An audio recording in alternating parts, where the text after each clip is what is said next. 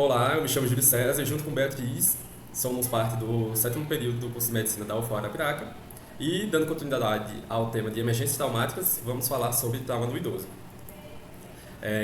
De forma introdutória, o aumento da população de idosos ela é uma realidade não só no Brasil como no mundo e especificamente no Brasil, atualmente há cerca de 32 milhões de pessoas acima de 60 anos, segundo o último censo do IBGE. Isso se trata de um aumento bastante significante do envelhecimento da população e que, comparativamente ao censo de 2010, aumentou cerca de 56% a população idosa no Brasil. A gente sabe que o envelhecimento, ele, acima de tudo, perpassa alterações em níveis celulares, mas também anatômicos, que vão causar mudanças significativas para aquele indivíduo. Então a gente vai ter uma diminuição da massa cerebral, diminuição sensorial, uma perda de água corporal total e diversas outras condições que vão resultar em alguns efeitos e impactos. Então, com a diminuição da função celular, acaba havendo uma deteriorização de mecanismos adaptativos, o que promove uma maior suscetibilidade ao estresse devido ao trauma. Sendo assim, há um aumento de gravidade de lesões em idosos quando comparados a lesões em pessoas mais jovens, sendo uma condição bastante sensível e que necessita um maior cuidado. A gente tem algumas mudanças fisiológicas que refletem na função daquele indivíduo. Então, a gente vai ter diminuição de processos cognitivos, a gente vai ter uma maior suscetibilidade a comorbidades ao paciente idoso, habilidades funcionais reduzidas, o declínio da acuidade visual e outros estímulos sensoriais, e que isso impacta diretamente em achados no exame clínico. Então, sintomas como febre, dor e sensibilidade, eles vão estar alterados, ou seja, um paciente idoso, por exemplo, ele pode não relatar febre. Alterações neurológicas, hidratação e nutrição, alterações cardíacas e alterações ósseas são muito comuns como queixas de pacientes idosos, e também o uso de medicamentos por parte desse paciente pode influenciar a forma como ele está interagindo com o ambiente e toda a sua fisiologia. Há algumas condições pré-existentes que podem se relacionar diretamente ao modo de vida daquele paciente e também à mortalidade dessa população. As 5 principais condições pré-existentes que se relacionam a essa mortalidade são a cirrose, a coagulopatia, a DPLC, que é a doença pulmonar obstrutiva crônica, doenças isquêmicas do coração e também a diabetes mellitus. Quanto ao trauma em si, a gente tem vários mecanismos, sendo que o principal deles são as quedas. Quedas, elas são multifatoriais e elas vão resultar em uma mudança da postura e da marcha. É importante a gente frisar que as quedas são a principal causa de traumatismo crânioencefálico, morte traumática e incapacidade no idoso. Epidemiologicamente, também, a gente consegue correlacionar que mulheres elas têm 2 vezes mais chance de lesão grave em virtude de complicações associadas, como, por exemplo, alterações ósseas, como a osteoporose, dentre diversas outras que estão relacionadas à fisiopatologia bastante presente em mulheres idosas. Alguns fatores de risco, além da idade avançada, elas vão incluir a deficiência física, a história de queda anterior, o uso de medicações que podem causar uma maior sedação, marcha instável, deficiências visuais, cognitivas ou neurológicas, além também de fatores ambientais, por exemplo, superfícies irregulares, pisos lisos, vestimentas que atrapalhem a movimentação, iluminação que dificultem a locomoção desse paciente, também podem influenciar na quantidade de quedas que esse paciente venha a sofrer. Junto das quedas, a gente também tem o risco de fraturas, tanto de quadril como de costela, sendo essas as principais e mais graves. A fratura de quadril, ela tem uma mortalidade 4 vezes maior em idosos do que em jovens, e ela tem como causa comum quedas de própria altura ao nível do solo. Como complicações, a gente entende que a fratura de quadril ela tem uma maior gravidade, isso porque ela envolve diversas fases que tem ali na região, além também de implicar na mobilidade daquele paciente e o risco de morte. Também vai haver uma permanência hospitalar muito maior em virtude da maior gravidade dessa condição, além também que há uma incapacidade do estilo de vida independente. Ou seja, na maioria dos casos, esse paciente idoso ele não vai conseguir ter uma independência assim como ele tinha em momentos como ele era mais jovem. A fratura de costela, embora ela seja menos grave do que a de quadril, ela não deixa de ter sua importância. A causa também vai se dar por queda de altura, sendo a mais comum, mas ela também pode acontecer por acidentes automobilísticos e, como complicações, a gente pode ter dificuldade respiratória e pneumonias, decorrente tanto da lesão como também da internação. É importante reconhecer as comorbidades do paciente e prevenir os desfechos desfavoráveis, tanto na situação de insuficiência e dificuldade respiratória, como também na situação de um trauma de quadril. Outros tipos de mecanismo, a gente pode citar o acidente automobilístico, que vai envolver o tempo de reação lento, diminuição sensorial da visão e da audição, comprometimento cognitivo e problemas médicos, como infarto agudo do miocárdio, acidente vascular, encefálico e arritmias. A gente também tem as queimaduras, que estão relacionadas a um tempo de reação lenta e comprometimento da cognição. E algumas complicações estão a suscetibilidade a infecções, a dificuldade de revitalização e também a desidratação desse paciente. Outra causa muito importante seriam as lesões penetrantes, sendo a quarta causa mais comum de morte traumática em idosos, em virtude de automutilação ou até mesmo suicídio. O TCE, que é o traumatismo crânioencefálico, ele vai estar relacionado também aos quadros de queda e ele vai ser uma condição muito frequente em pacientes idosos. Devido à atrofia cerebral que o paciente idoso venha desenvolvendo, ele pode apresentar uma hemorragia subdural extensa, mas que os achados clínicos vão ser bastante reduzidos.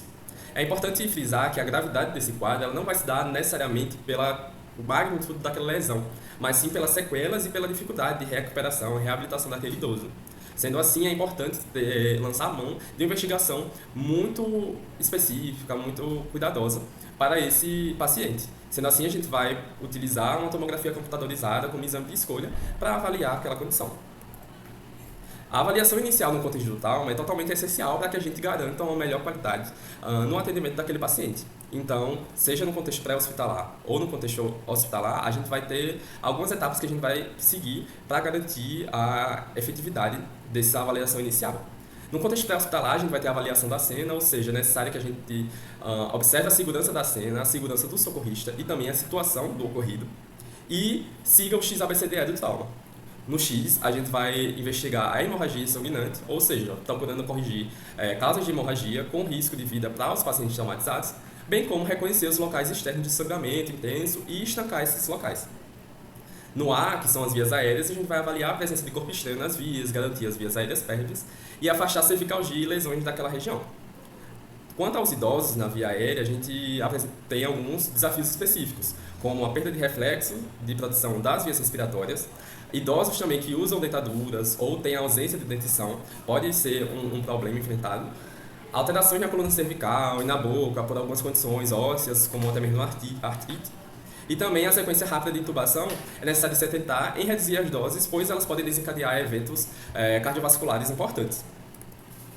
Quanto ao B, a gente investiga a respiração, que seria a terceira sequência do XABCDE. E aí a gente vai fazer a avaliação do tórax, com a inspeção estática e dinâmica, a ausculta, verificar os sinais vitais e pesquisar algumas complicações, se há pneumotórax, há hemotórax. E é importante também entender as alterações fisiológicas e como manejá-las. Então, decorrente da idade, a gente vai ter algumas alterações, como o aumento da cifoescoliose, diminuição da capacidade residual funcional, diminuição de troca gasosa, reflexo da tosse e também da limpeza mucociliar. Todas essas vão estar reduzidas. Sendo assim, é necessário entender que o paciente idoso ele vai ter dar muito mais trabalho para a respiração devido à conformidade dos pulmões e da parede torácica e, por isso, a insuficiência respiratória ela pode ser muito insidiosa em idosos. Sendo assim, é necessário manejar o paciente idoso o mais prontamente possível, manejando fraturas de costela, assegurar a aplicação adequada da ventilação mecânica, identificar causas e também o manejo da insuficiência respiratória de forma precoce. Agora falando sobre o C, né, que é circulação, é muito importante não só no idoso, como também no adulto, né, ou outras faixas etárias, realizar a avaliação da hipoperfusão e também se atentar aos sinais de choque, né? E no idoso é muito importante buscar compreender qual é o estado basal daquele paciente e a partir disso, né, traçar estratégias clínicas para a conduta desse idoso. Isso porque, como o Júlio citou lá anteriormente, né, os idosos eles vão ter alterações fisiológicas, né, que vão ocorrer devido ao seu processo de envelhecimento. Então aqui eu trouxe para vocês um exemplo de um paciente que ele é previamente hipertenso, né, ao trauma que ele sofreu e que ele vai apresentar sinais de hipoperfusão, porém a pressão sistólica dele vai estar normal. E aí fica a dúvida, é um choque, não é um choque, né? Bom, quando a gente fala em um contexto de avaliação de um idoso, né, é sempre importante lembrar que idosos, né, que são hipertensos, eles fazem uso de medicamentos para a redução dessa pressão.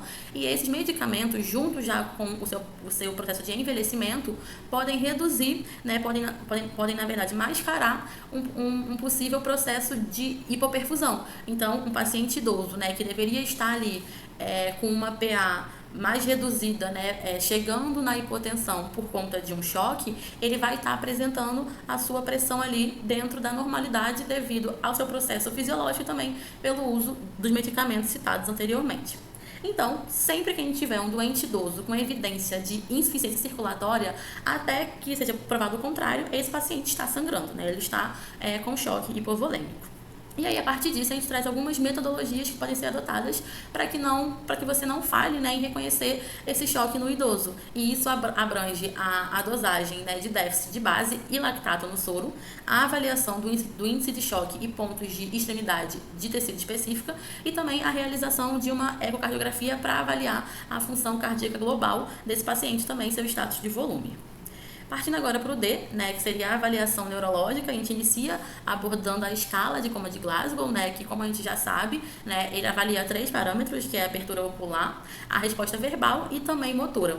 Né? Quando a gente fala do idoso, a gente também vai ter algumas particularidades. Isso porque o idoso, né, que ele foi vítima de algum trauma, principalmente TCE, ele tem o maior risco de desenvolver uma hemorragia intracraniana devido a ele já ter, pelo seu processo de envelhecimento, uma atrofia cerebral.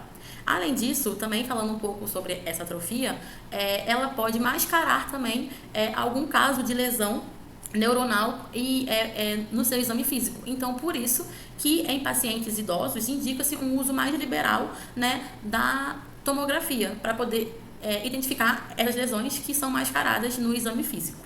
E também é um importante ponto lembrar que pacientes idosos já vão ter algumas alterações cognitivas prévias que não têm relação com o trauma. E por fim, né, dentro dessa avaliação inicial, é importante também falar sobre a exposição e o ambiente, né, porque o idoso, ele é um paciente que ele já tem uma dificuldade de termorregulação. Isso porque ele responde de forma mais lenta a mudanças da temperatura, devido a alguns fatores, como alterações musculoesqueléticas, a perda de gordura subcutânea, deficiências nutricionais e também devido às suas condições médicas pré-existentes, né? E a partir disso, a gente vê que o idoso, ele apresenta um maior risco de hipotermia. Então, a partir disso, recomenda-se que, quando possível, realizar a remoção precoce da prancha rígida do paciente em um contexto de atendimento pré-hospitalar, né? E também o colar cervical, para poder minimizar as complicações decorrentes da imobilização, como, por exemplo, um caso de delírio ou também o paciente pode apresentar úlceras de pressão.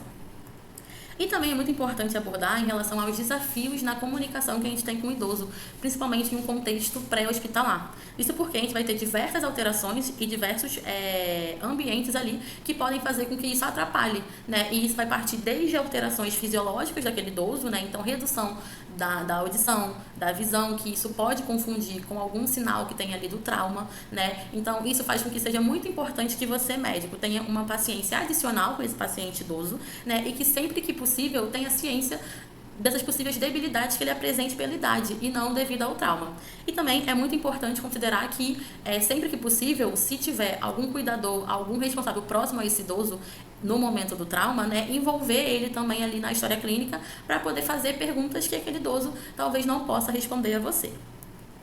E por fim também, mas não menos importante, trouxe aqui também um assunto muito importante de ser debatido, né, que isso aqui é a questão do abuso no idoso, que ele é definido como qualquer imposição intencional de lesão, né, seja física, seja psicológica, contra o paciente idoso. Geralmente ele é causado por um familiar ou por um cuidador, né, e aí a gente vai ter diversos achados sugestivos que podem estar associados a esse abuso, quando a gente diz de um abuso físico ou sexual ou psicológico, entre outros, né, como contusões, abrasões, fraturas não tratadas, equimoses, entre outros tipos de lesão.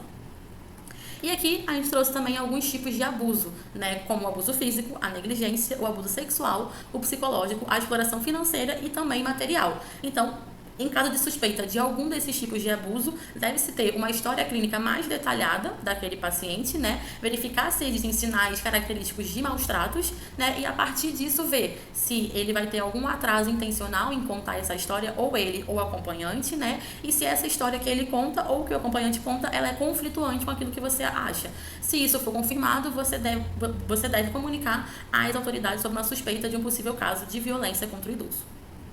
E por fim, aqui também a gente trouxe os canais de comunicação que são muito importantes para a denúncia, né, de violência contra o idoso, que tem o Disque 100, que é um canal de comunicação dos direitos humanos, né, o aplicativo Direitos Humanos e também o Telegram Direitos Humanos Brasil, né? Então são 3 fontes aí possíveis para poder realizar a denúncia de um idoso que esteja em situação de violência.